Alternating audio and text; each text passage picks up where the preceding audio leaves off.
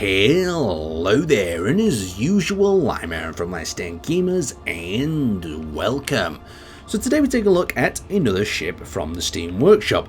Now, this is the Longsword-class Frigate designed by Region, and I have to say, it is really quite nice in design. There's a lot we can learn from this, even from a veteran builder's perspective. There's lots of different little sneaky sort of tips and tricks that you can learn from building a ship like this. So first up, let's have a look at the nose of this guy.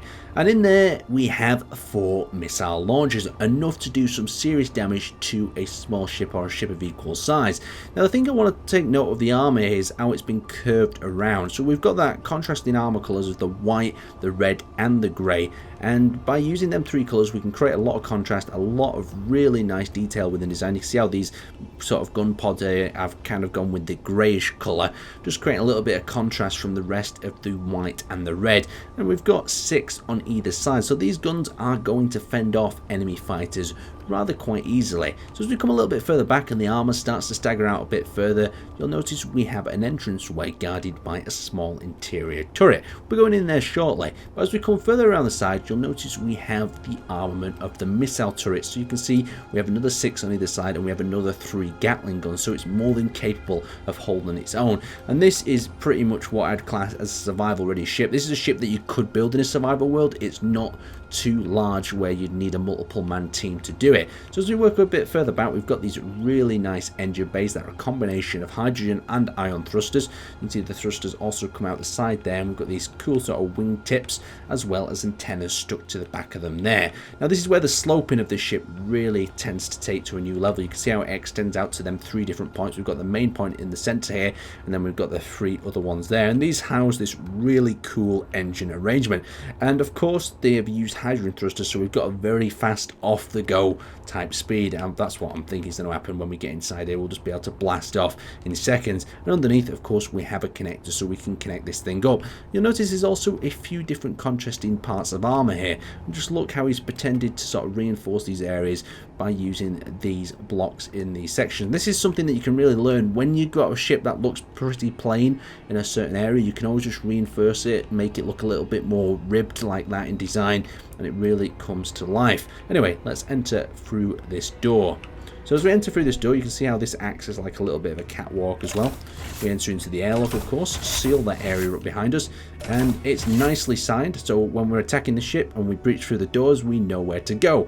So we've got the bridge, medical bay, crew quarters, forward weapon systems. Let's go there first. So you can see we've got the gravity generator in here, caution, depressurized bulkhead. Always nice to warn you before you get yourself sucked through.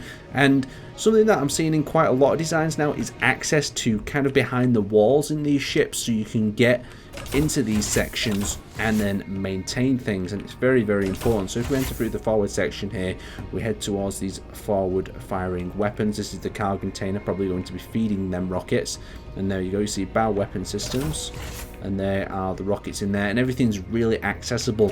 When you're building a ship for a survival situation, you need to take this into consideration. You need to be able to get to every nook and cranny. You can't just seal off a whole section of machinery, because if it gets damaged in an attack, then you're not going to know how to get behind it and fix it without cutting blocks away. So let's head up here.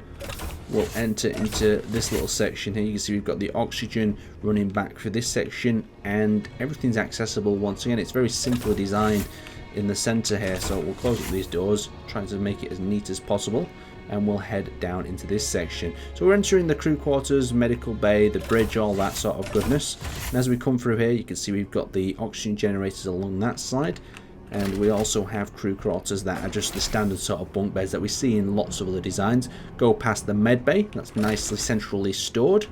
You can see how the grey roof here makes a nice contrast to the white corridors on either side. Just simple things like that really make a ship come to life. So we've got the port engineering access through here. It's once again going to be very, very simple, so just got to be careful not to depressurize ourselves. It's just a crawl space where we can run around and check piping check systems. So if something isn't going through a piping system, we have access to it. So let's actually go up to the bridge, the officers' mess area. It just feels so much larger inside this ship. So we've got the bridge, main deck that way, and let's just check what's back here. So we've got some more sort of officers' mess storage areas in there as well. And a lot of these areas that have been turned into bunk beds could always be turned into external storage or cut away completely in a survival scenario. So let's continue heading up here, and here we are at the bridge itself. So now we're at the bridge, we can take this for a little bit of a test flight. So let's check our acceleration. Really quite good.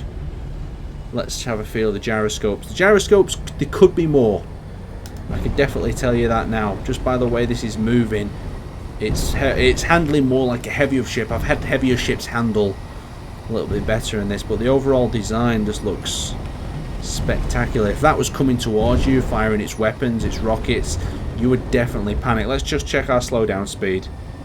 And as I expected, since it's only got them thrusters wrapped around the left side and the right side, we're going to come to a situation where it's going to take us a while to slow down, especially if them sections were hit, them engine bays were damaged, it takes us even longer to slow down. And since we've not got great gyroscopic sort of tendencies, it means we can't flip the ship around and stop on like a dime. But anyway, a very nice design indeed, and there'll be a link down to it on the Steam Workshop below in the description, so check that out.